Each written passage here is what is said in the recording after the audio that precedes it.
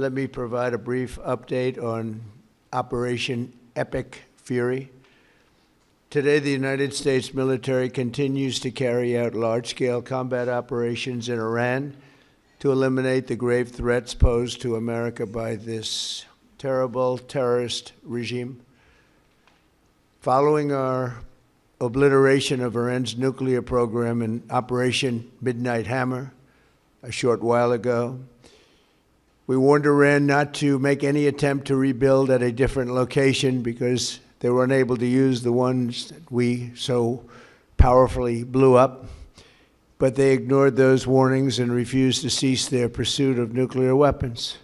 In addition, the regime's conventional ballistic missile program was growing rapidly and dramatically, and this posed a very clear, colossal threat to America and our forces stationed overseas. The regime already had missiles capable of hitting Europe and our bases, both local and overseas, and would soon have had missiles capable of reaching our beautiful America.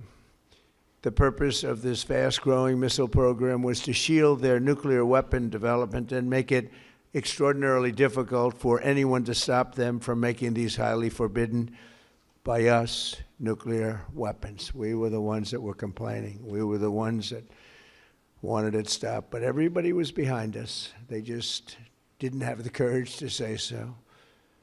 An Iranian regime armed with long-range missiles and nuclear weapons would be an intolerable threat to the Middle East, but also to the American people. Our country itself would be under threat, and it was very nearly under threat. I was very proud to have knocked out the Iran nuclear deal by President Barack Hussein Obama. That was a horrible, horrible, dangerous document. They would have had nuclear weapons 3 years ago, and they would have used them.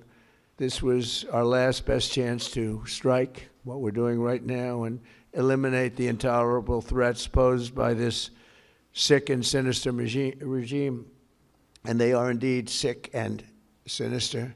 Our objectives are clear. First, we're destroying Iran's missile capabilities, and you see that happening on an hourly basis, and their capacity to produce brand new ones, and pretty good ones they make.